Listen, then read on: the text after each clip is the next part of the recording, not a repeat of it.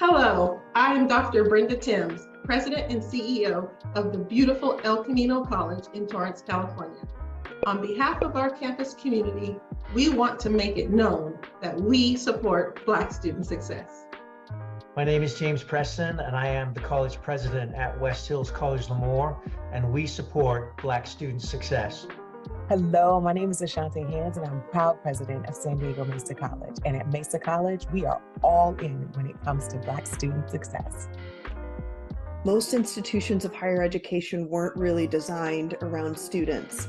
They were designed in the plus model, the addition model. We took what we had there and we keep adding to it.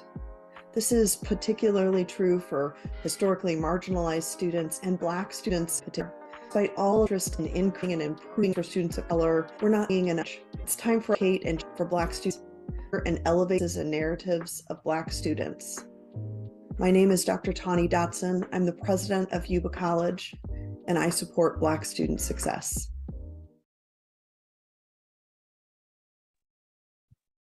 Good morning, good afternoon, good evening, wherever you may be. Welcome, welcome, welcome to Black Student Success Week. It has finally arrived.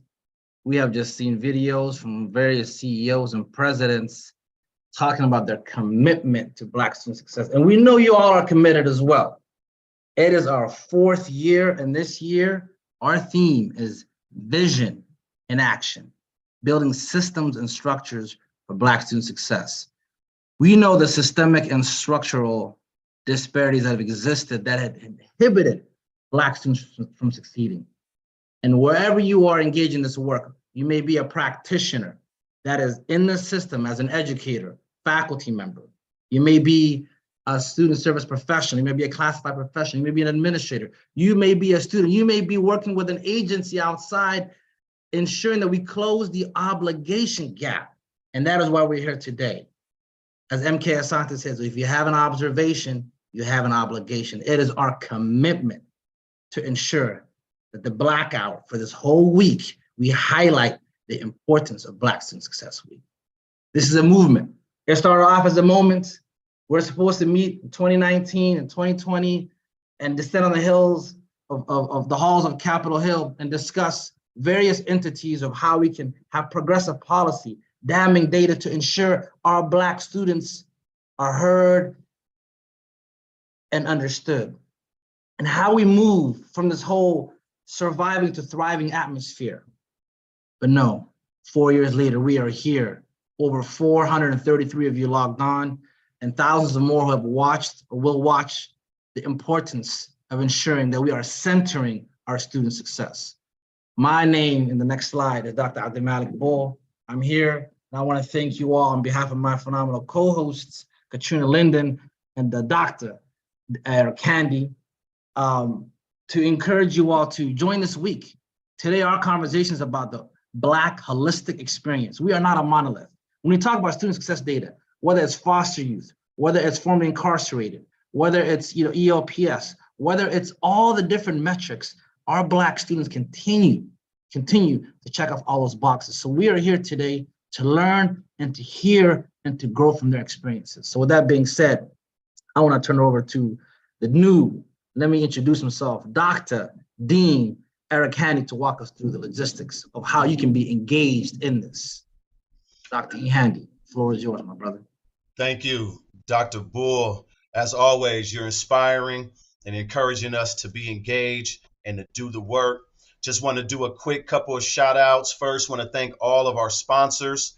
We wouldn't be able to do this work without you. So shout out to all our gold sponsors and our silver sponsors. And if I may make a quick digression, special shout out to my home district, Contra Costa Community College District, 4CD, and its 3 colleges, CCC, LMC, and the illustrious, infamous Diablo Valley College, DVC, for your sponsorship for this week. We want to keep you engaged throughout the week for the students, for the practitioners, for the community leaders, the institutions, and the CEOs and our legislators. Follow us on all our social platforms, Twitter, Instagram. We are giving away 5, that's right, count them, $500 Uber Eats vouchers. How do you enter? Simply follow CA Black Students on our IG and Twitter. attend one of the webinars, which you're doing right now, and we will announce the winners during the webinar. So make sure you attend so you can hear your name being shouted out. We want to keep you engaged. Feel free, if you like to, use the hashtags to post any kind of themes, pictures, and we will repost those as well. Now I'm going to give it back to you, Dr. Bull, to introduce our first guest. Also, don't forget, lastly, purchase your swag. We still have opportunity for you to get your Black Hour swag. As you can see us wearing, we have t-shirts, we have crew necks, we have hats, we have coats. Also, all the proceeds of the Black Hour go to helping our students with student scholarships. So we're continuously thinking about how we can do and give back into the work. Now with that, back to you, Dr. Bull.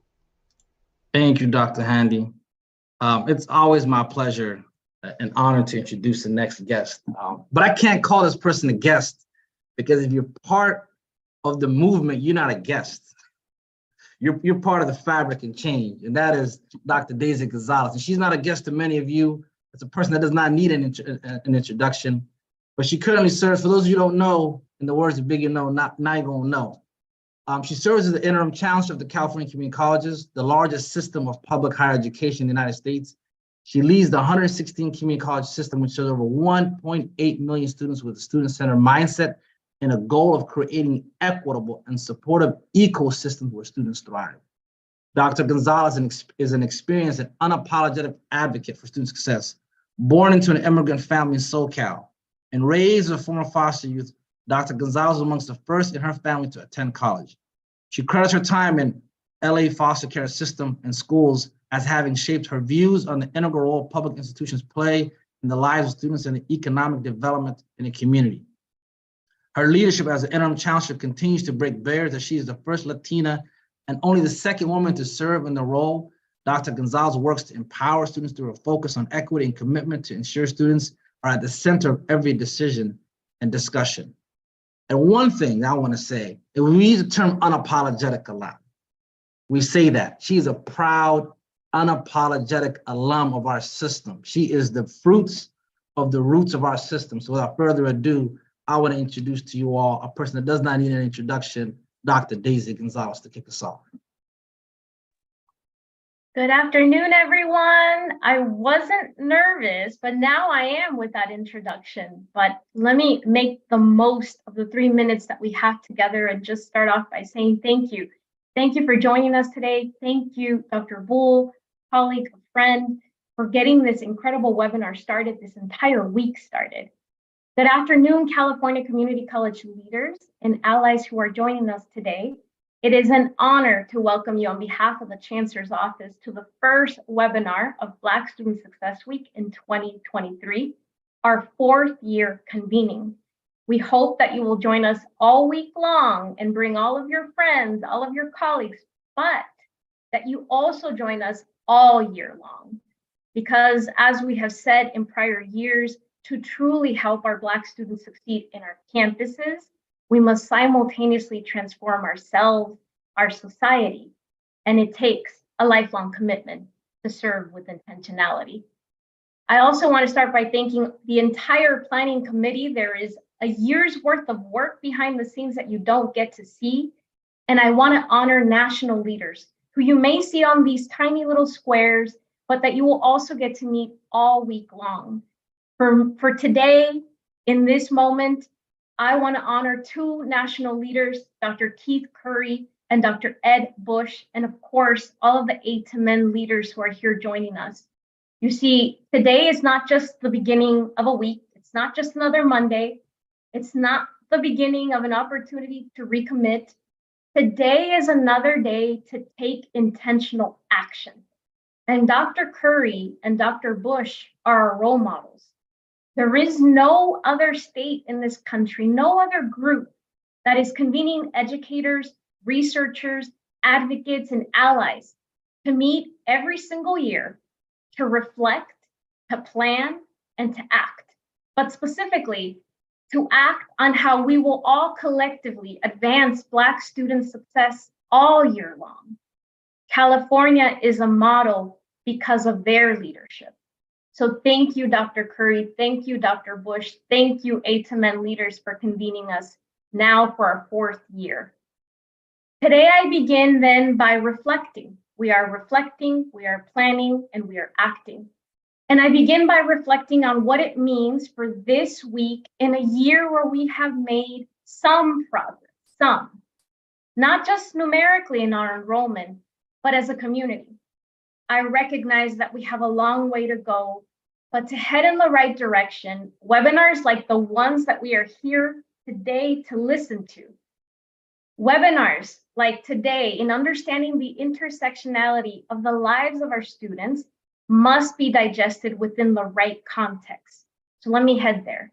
You see, Black Student Success Week allows our system, the largest system of public higher education, to see Black students, to actually believe that their journeys and their absence in our classrooms, our campuses, our graduations, and yes, our data overall should alarm us.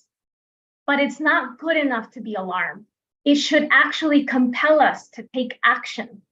Black Student Success Week in 2023 is very intentional. And today's theme, the holistic Black student experience, we are not a monolith, is an opportunity to reflect on how our entire system and the programs that we have with segregated resources can be designed to better support Black student success. This is not a webinar where we reinforce silos by calling out who is missing. No, it is about understanding how the lived experiences of Black students, like being a foster youth, like being formerly incarcerated or having a dependent, impacts their lives as students and as potential graduates. You are here for a reason. You are here for a reason. The resources and the services that you are aware of, or perhaps that you lead in a campus, can be targeted to support Black student success. But sometimes it is our outreach, our processes that create barriers. And other times it is structural in nature, a policy, structural design of an organization. And in those cases, I can tell you that the Chancellor's office, the Board of Governors, and Chancellor-elect Sonia Christian, we are all committed to creating the enabling conditions for every student to succeed. So today, my wish is that you, yes, listen, that you reflect, but most of all, that you lean in and that you begin to plan your action. Because Black Student Success Week is about designing for the intentional success of Black students. And that is going to require all of us to act. Together, we are here for a reason. And I know that we can create inclusive and equitable learning environments. Thank you again for convening us, and we look forward to seeing you all week long and all year long. Back to you, Dr. Bull. Thank you, Dr. Gonzalez. If you're not inspired now, if you don't have your 12 o'clock coffee hit, I hope that was a little bit of juice for you. It takes a systemic thinker to create systemic change. So thank you for allowing us to think systematically and not operate in silos. And I want to introduce, with that being said, the president of the largest system of higher education in the nation. And that is our board president, Amy Costa. Amy Costa, for those of you who might not know, is a public policy, public affairs, and organizational strategist, over 2 decades of experience in an array of senior strategic and executive roles. Costa's experience includes serving as top leadership at the highest levels of California government, leading public affairs strategies for one of the California largest employers, teaching and coaching organizational decision-making for Fortune 100 companies, overseeing public affairs strategies for one of the world's largest higher education systems, and running one of California's largest counties. Over the course of her career in public service, Amy became a utility player in the many policy areas addressing the state budget. Yes, she's a numbers lady. She knows the numbers and the budget. And as we head into this forecast, she's going to be very, very instrumental in ensuring that we are focused. Amy served as a part of the negotiation team for Governor Brown on extending the state's cap and trade program. She served as the lead for Senate Democrats on an educational GO bond. Costa also led on the first major investment in California history in homelessness with the creation of the Homelessness Emergency Aid Program. She's been involved in a number of groundbreaking higher education policies, including the Associate Degree for Transfer and the Student Center Funding Formula for California community colleges. Amy's commitment to public service continues in her role as president of the California Community College Board of Governors. She also left public service to open Full Moon Strategies so she can use her unique experience solving complex public policy problems from many different vantage points to help her clients achieve their objectives. And she's committed to our students. Without further ado, please welcome President Amy Costa. Thank you so much for your kind words. Good afternoon. It is really my privilege and honor to join each of you this afternoon as we launch the 4th annual Black Student Success Week. I'd also like to extend a personal thank you to our students who are joining us during today's webinar for sharing both their experience and, more importantly, their ideas. A big thank you to Dr. Keith Curry and the Black Student Success Week Planning Committee for organizing these important discussions. And a shout out to one of my newest colleagues, Board Member Legrand, who's joining us as well. As Dr. Bull pointed out, I am a numbers lady, so it will come as no surprise that I'm going to start my comments by giving some numbers. I've been in higher education policy for decades.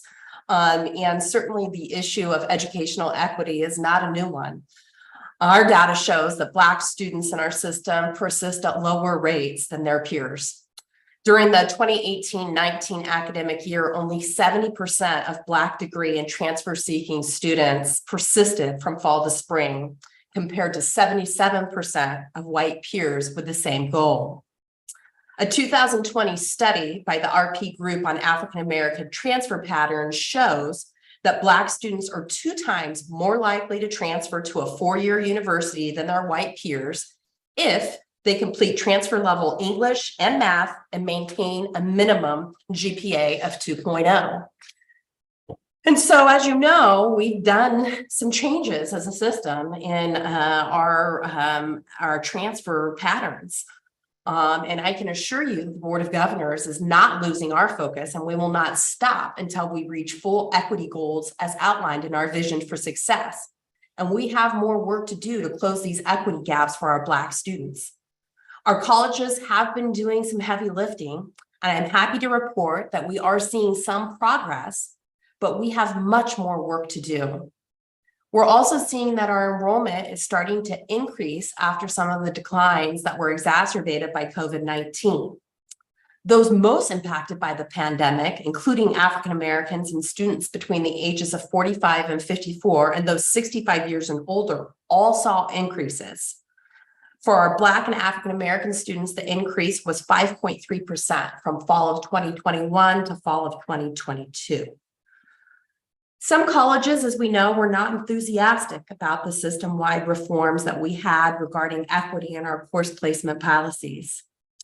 However, it's working as it was intended and helping to achieve a more equitable system, especially for those of our students that are most socially and economically disadvantaged. Maintaining and improving our work around equitable course placement is vital to the success of our Black students. Colleges must use the correct placement indicators for English and math courses, as well as ensure students are aware of and have easy access to support services, including educational planning, tutoring, and academic guidance. My hope is that this week's efforts will inspire you to create change and that we can come up with the next big idea. With a laser focus, our colleges will not only see enrollment increases, but also foster success in helping our students make it to the finish line, not just making it to the finish line, but hopefully in a timely manner. On behalf of my colleagues, we are listening and we stand ready, willing, and able to assist you and act upon the ideas that you bring forward during your week. Thank you so much, and I wish you all the best of success in this webinar. So amazing. Thank you so much, Chair Costa, for those remarks and for all the work the Board of Governors does for Black students. Hi, everybody. As my colleagues already introduced me, my name is Katrina Linden. I'm the Public Affairs Director over with the Campaign for College Opportunity, a nonprofit organization committed to closing racial equity gaps in higher education through policy advocacy. I'm excited to be moderating this conversation this week as we explore the immense opportunities to uplift and support Black students, not only at our community colleges, but for all those who prepare to enter college and who prepare to continue their dreams beyond our world-class community college system. Next up, I'm proud to introduce Dr. Kelly Ditzel, a senior affiliate with HCM Strategies, where she works to create change in our educational systems. A thought leader, educator, and researcher, Dr. Ditzel is a force for good as she uses research and data to create solutions for change and to close racial equity gaps in education. As a pracademic, Dr. Ditzel uses experiential learning and direct work with students and local nonprofit partnerships and remains deeply connected to the communities that her research addresses and serves. We know change is not possible without the data to show us the opportunities for growth and without the evidence-based research on best practices that serve as a catalyst for change for our communities. So I'm proud to welcome Dr. Ditzel for our data presentation and to set the tone for the week and beyond as we reimagine how we best serve and support Black students across the state. Thank you. Thank you so much. I'm really happy to be here to elevate Black student success. My titles and roles were mentioned, but however, first and foremost, I am a Black learner. I'm also the mother of 2 Black learners. My boys are 6 and 9. I deeply believe it is critical to sound the alarm on trends in Black post-secondary enrollment as both a moral and economic imperative.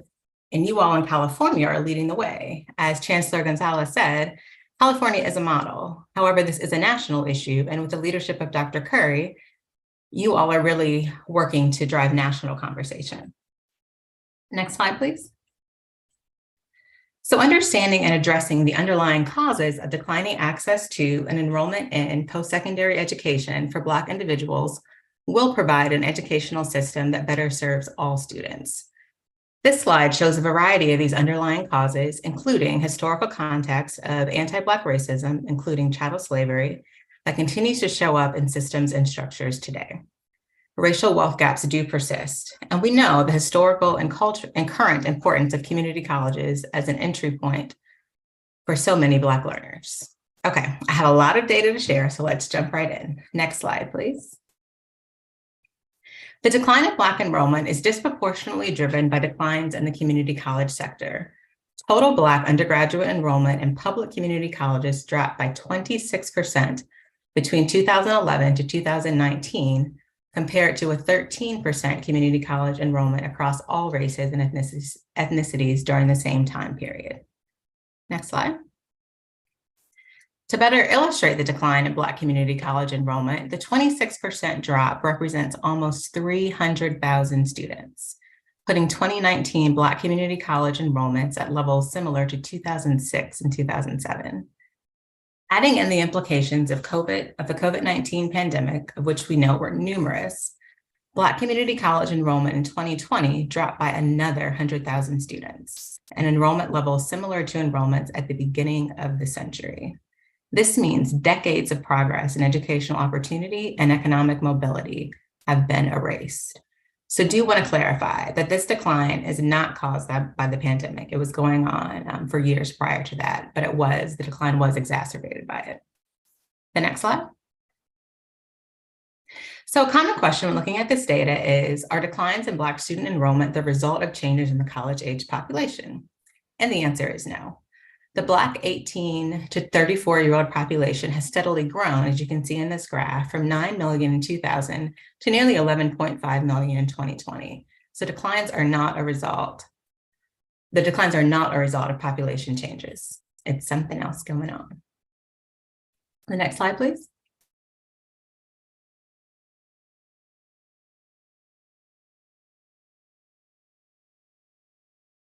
So here, Black learners, are they choosing to enroll elsewhere? And the answer again is no.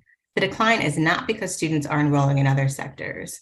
As you can see, the majority of Black students not enrolling appear to actually be leaving post-secondary altogether. Total undergraduate enrollments for Black students in public four-year colleges and universities have held pretty steady over this time period. Black students do not appear to be moving to for-profits or 4 years, proportionate to the decrease in the community college sector. They seem to be leaving the system altogether. The next slide. Black community college enrollment tracks very closely with employment rates, except for COVID, that caveat again. Community college rises when unemployment rises. So Black individuals are entering the workforce instead of community colleges. However, we can see on the next slide that employment does not mean a good job. It's not guaranteed that. Unfortunately, nearly 2/3 of Black young adults in jobs without a degree are paid low wages. These wages are not self-sustaining nor family sustaining. There is value of a higher education credential to buffer a recession and, most importantly, build a vibrant Black middle class. Next slide, please. While completions for Black students that gain access to post-secondary opportunities have increased, the pipeline of Black first-time degree seekers has declined dramatically. You can see here 49 and 45% presenting potential longer-term implications for college completion and attainment for the Black population. If we're not entering, we're not going to complete. Next slide. All right, so what? I shared with you a whole lot of data.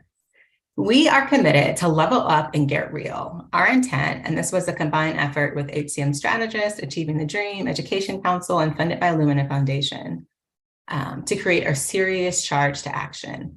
In order to enable Black learner excellence, the Education Advisory Committee of esteemed higher ed leaders and practitioners, including both Dr. Bush and Dr. Curry, agreed systematic change is required. So Level Up, the report cover that you see on the screen, made the case with data, additional data, in addition to what we talked about today, for why Black learners and why community colleges. There was strong agreement we must be unapologetic in this work. Change will also require a variety of stakeholders, not just one entity, hence the shared community responsibility. And we must do things differently. Bold action. We can't keep doing the same thing and expect different results. So what we concluded, what we came to, is this acronym of REAL. You can see spelled out here. Real transparency and true affordability. So bottom line cost students will pay based on a realistic assessment of what students can reasonably afford. Ensured success through shared ownership, really looking at creating mechanisms for the support and shared accountability for the success of Black learners. Academic and social supports that create a sense of belonging. These were intentionally combined, not to isolate in silos that were mentioned earlier. Through proactively considering the disproportionate challenges facing Black learners, both inside and outside the classroom. As was stated, we are not a monolith. Different supports are needed, such as addressing intrusive advising and clear pathways in the classroom, as well as thinking at mental health, childcare needs, housing, transportation, and unfortunately, the list goes on and on. And finally, the last bit there with the L, learner-centered teaching practices for Black learners. So teaching practices should center the student lived experience and perspectives of Black learners, really grounded in that for learning. And the next slide. The goal of the National Advisory Panel to Level Up is to endorse a call to action that can be used to galvanize stakeholders toward a shared agenda that ultimately improves post-secondary outcomes, leading to economic mobility for Black learners. And you can see a snippet of that there, along with a list of people who signed on.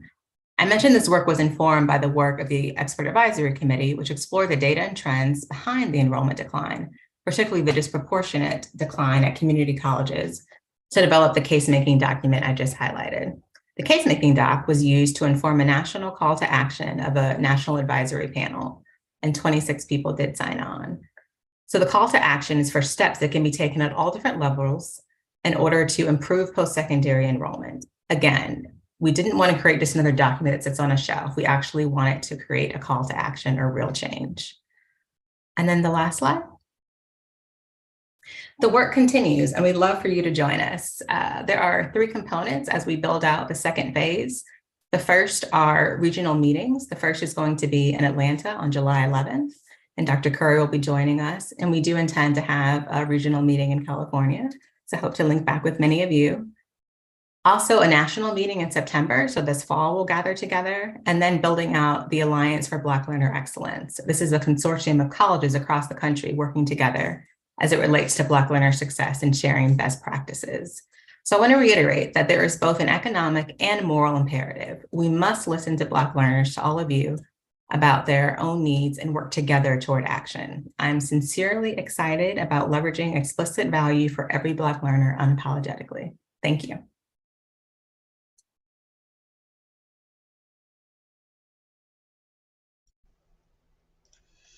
Thank you so much for that wonderful data and presentation. Now it is time for us to get to our student experience.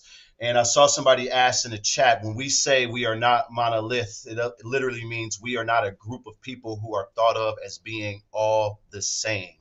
We have intersectionalities across race, gender, sexual orientation, socioeconomic status, learning development, and disabilities. In other words, let me make it real plain. We reject this narrative of one size fits all for educational models serving Black students. We are more than a fitted cat sitting on the fringes of your equity plans. We want to just really give a quick shout out to Dr. Helen Young of Pipelines of Possibility, also Mr. Herb English of Amen for their efforts in preparing and planning our wonderful student panel that we have today. This is a cross section of students who are representing a variety of identities and communities of the Black student population. First, we have from San Diego City College, Gates. From Los Angeles Valley College, we have Bailey. From San Diego City College, we have Tammy. And from Casumas River College, currently attending Sacramento State, give it up for him, we have Chris. Our students are representing, as you can see, a variety of regional representation as well as different communities and identities. And so now we're going to take a moment just to spend some time to hear from the students' experiences. Students, panelists, are you ready?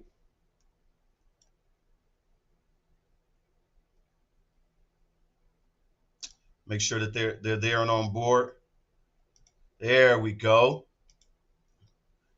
Let's give it up for our students in the chat. I want to ask and start off, please tell committee about yourself and what you're involved in.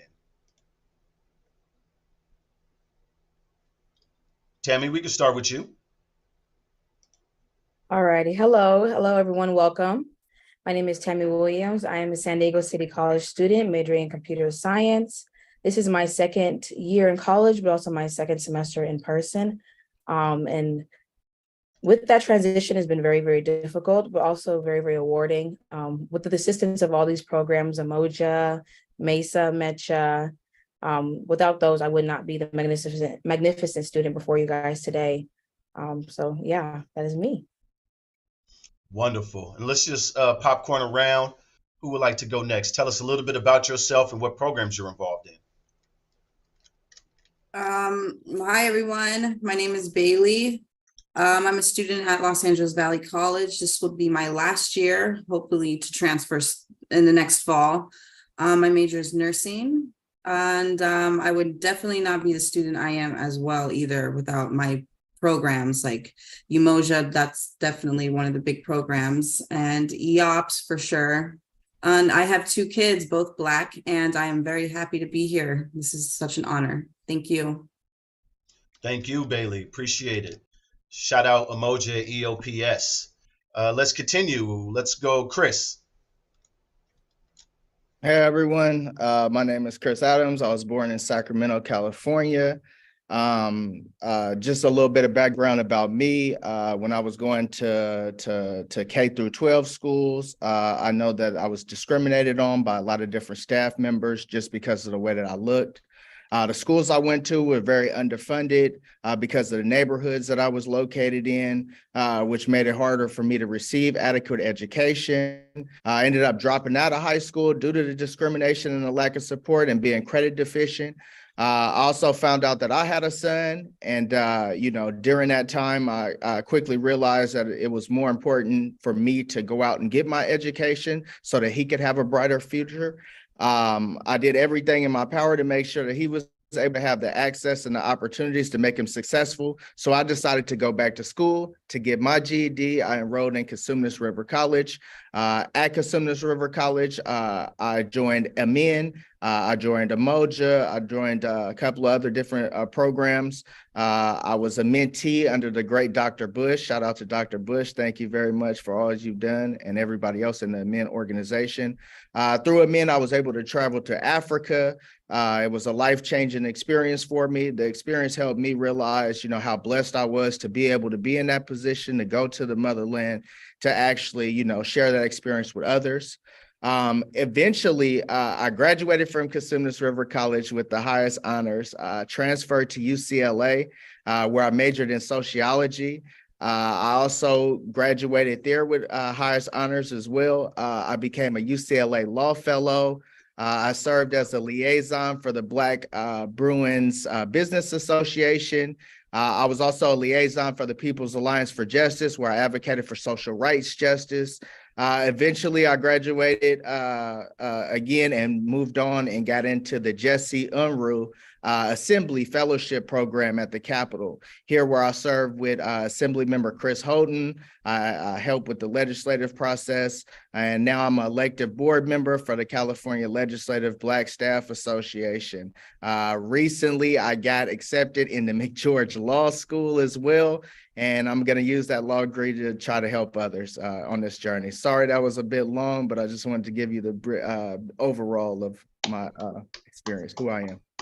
Come on, no, that's what they need to hear. They need to see what success stories look like and the journey that it takes to get there. That's amazing. Give it up for this brother Chris. That is amazing. And let's Gates. Tell us a little bit about yourself and what programs you were involved in. Hi, my name is Gates. Pronoun she, her, they, them. I'm with the Emoji program at San Diego City College. I'm from San Diego, born and raised. I am also in DSPS program. I'm 35. I'm returning to higher education after a 15-year break. And I'm just happy to be here. Yeah. Love it. Thank you. So as you can see, right, we have returning students, adult students. We have students participating in the MIN, Emoja, EOPS, nursing students, law students, DSPS students. So again, this is a good representation of the different intersectionalities of our Black students. I want to get into this other question here. We have a lot of practitioners, CEOs, legislators that are on this webinar right now.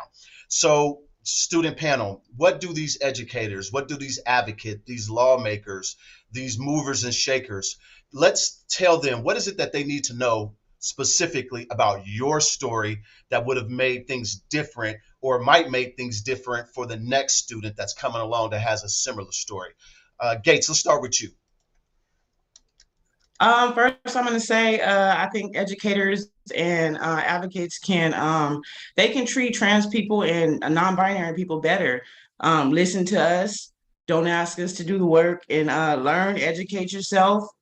Call it what it is. It's anti-Blackness. If you're not including us, if you're not an ally, if you're not including Black and trans people or LGBT people, period. I would say say our names, use our names right. Because I feel like that impacted my experience learning and coming to school. I feel like we're on the outskirts, so I feel like just being more inclusive of trans and non-binary people in general will improve a lot of people's education. And what else? I would say about 15 years ago, it impacted. I was homeless because I was removed from my home, and I was set up to transfer to HBCUs. I was set up to transfer to a lot of different colleges, and I ended up having to be on the streets and try to manage going to college at the same time. But I feel like if I had support from school that I have now with the Emoji program and with DSPS, I feel like I would have been more successful. So I feel like just noticing and paying attention to the students that are quiet, students that are different, would make a difference. Gates, thank you. What we're hearing is, right, you didn't feel safe. There wasn't a sacred space carved out for your learning experience. And especially coming part of the system, foster youth system, you needed somewhere where you felt it was inclusive and you felt comfortable. So then you could get to the next piece, which is learning and getting the skills and resources you need to thrive, not just survive, but thrive. Tammy, let's kick it to you. What do people need to know specifically about your story and how things could have been made different, or what should be made different currently for you? Thank you so much. I think my story is like many other student stories, if not everyone in this room. Financial assistance. I'm class of 2020. I graduated high school when I was 17 years old, went straight online and kind of felt like the world was repeating itself. there was no direction. And with no direction came a lot of failures, a lot of excused withdrawals, withdrawing from classes, changed my major 3 times. There was a lot of punishment, but no leniency, and a lot of understanding.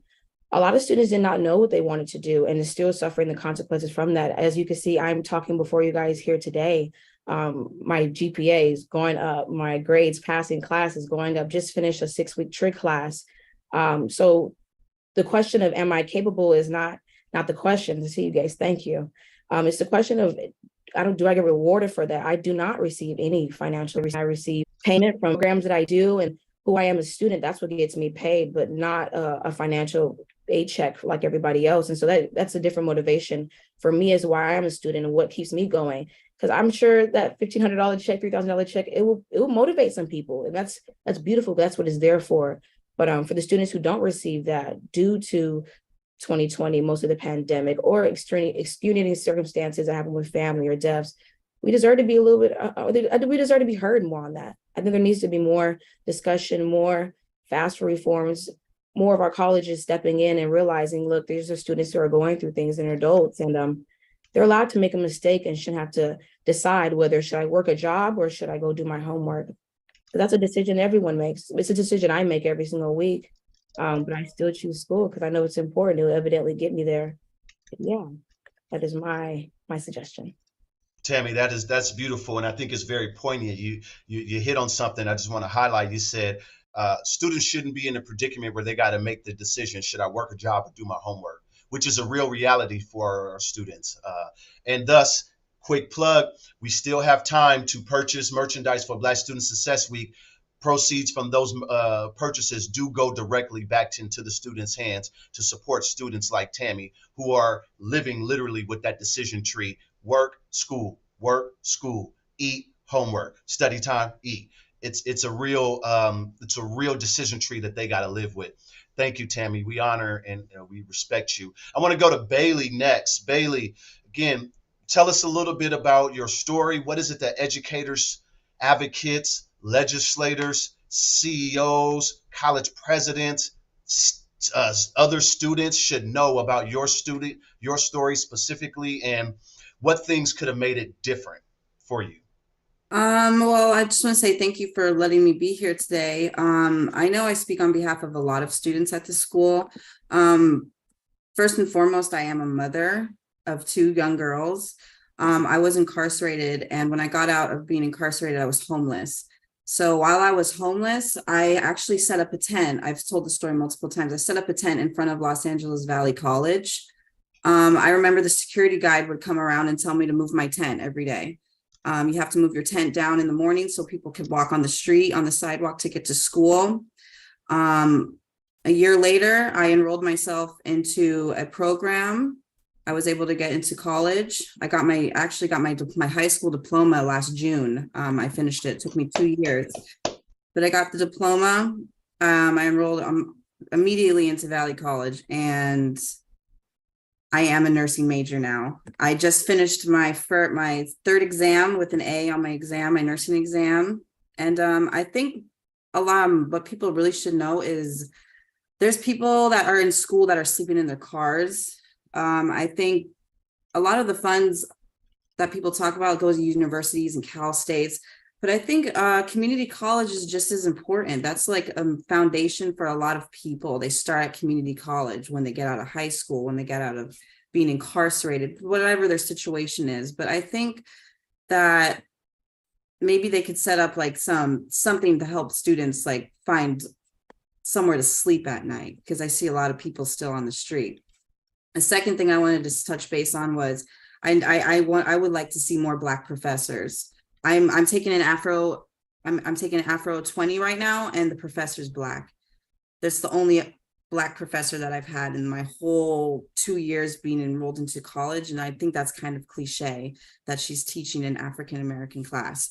So I would like to see more like Black professors, more mentors. I'd like to see people that have been through incarceration or whatever it is to back up the students so they could follow somebody that looks like them, been in their same position. Because a lot of the times it's people that haven't really lived life that I'm seeing as professors and helping out. The only two Black people I know that I associate with at the campus that are actually staff is Dr. Coney, who's Yamoja, shout out to Yamoja, and my professor for African-American. Bailey, thank you. Dr. Morris, shout out to her as well. She's a great professor. Thank you, Bailey. Yes, shout out to Dr. Coney, shout out to Dr. Morris. Those are both my peoples, but really just want to say congratulations on getting the GED and congratulations on doing the nursing program, because your destiny has been set up for you. It was no coincidence that you were setting up a tent out on the stepway of the school that you would end up graduating from. And we really need to think about that.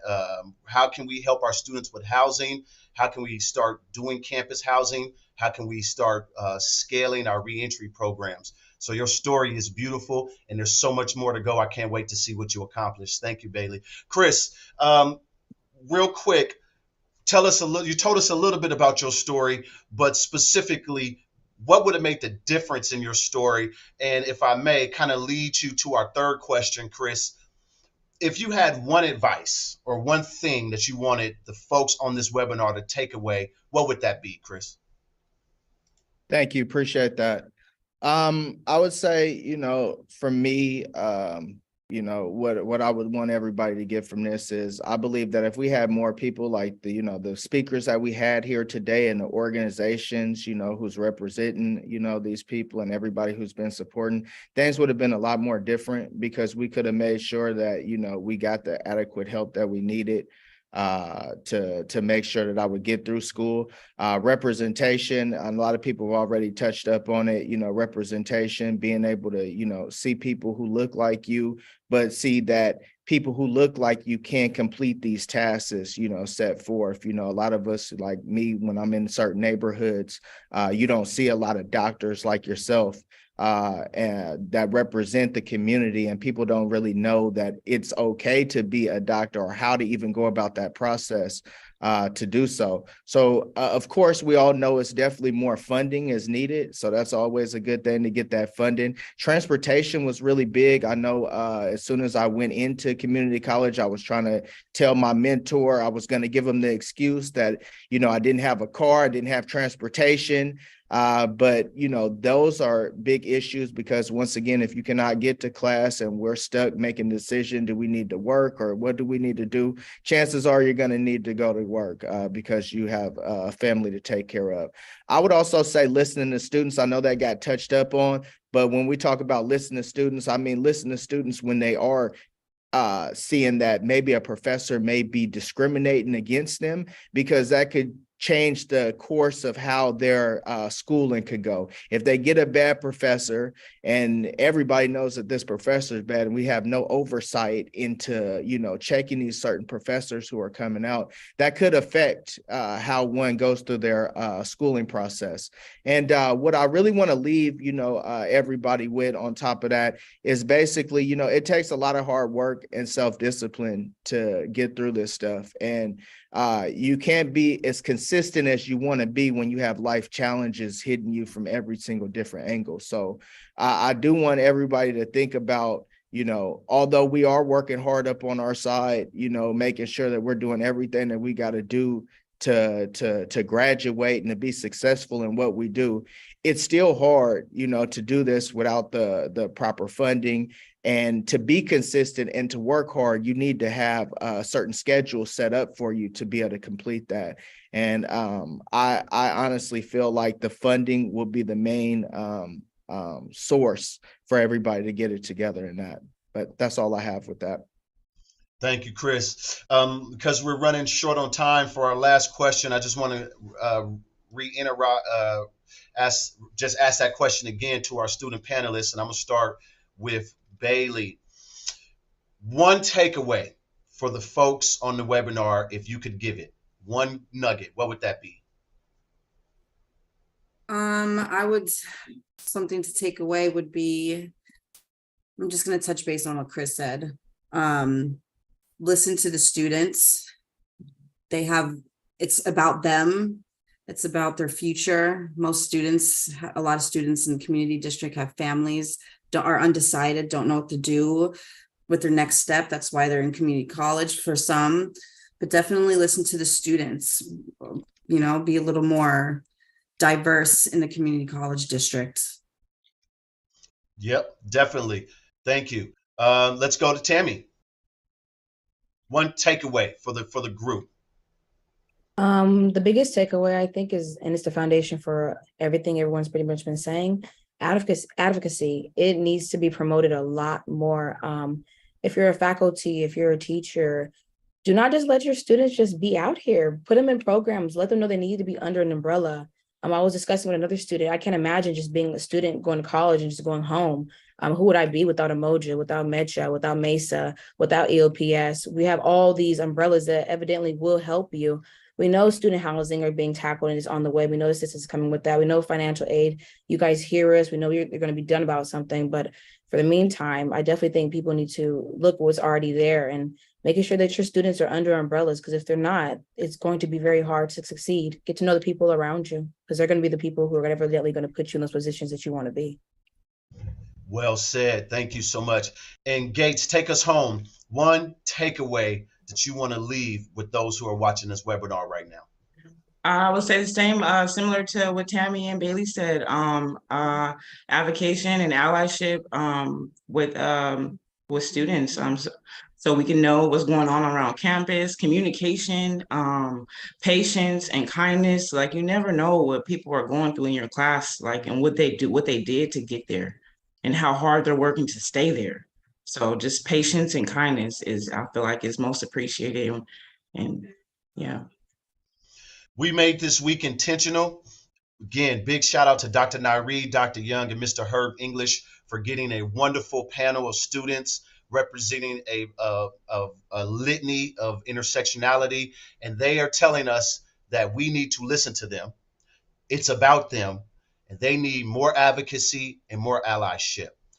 Thank you, students, panels. Great job. Please shout them out. Please forward them resources. Please follow them on LinkedIn. Let's make sure that they are in the need for success. And as we're talking about representing the community, there's no person that I know for our final speaker who really truly needs no introduction, but they are really representing the community. Dr. Bush has over 25 years of experience in higher education, with 23 of those years serving in the California community college system. He's well known throughout the state of California as a leader. He's been able to reimagine traditional institutional practices. Dr. Bush has a history, and I do mean a successful track record of developing programs, services that literally foster and develop student success, as well as creating successful targeted programs for underserved populations. He is a co-founder and a board member of the African American Male Network and Development Incorporation. AMEN is a nonprofit organization comprised of community college faculty and administrators who volunteer their time to use their scholarly and professional expertise to foster institutional change within the colleges they serve. Dr. Bush also is the president of Casumas River College in Sacramento. He is an educational visionary. He's a practitioner. He's a researcher. He's a brother. He's a father. He's a friend. He's a husband. He's a mentor.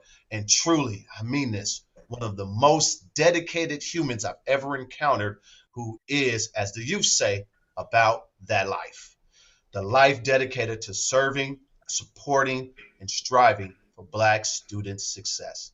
Please take a moment, hit those reaction buttons, show some love in the comments. Let's give it up for this Black man. We know we appreciate him, but let him feel how much we honor his commitment and service. With no further ado, Dr. Edward C. Bush. Bless you, Dr. Handy, and bless you, students. There's just one question that's been going through my mind as I was sitting here listening to the students and listening to the data that's presented by Dr. Ditso, and also pulling from my own observation and experience about the conditions that impact Black people, not only in the California Community College, but in colleges across the nation, and in general, what impacts Black people in this nation.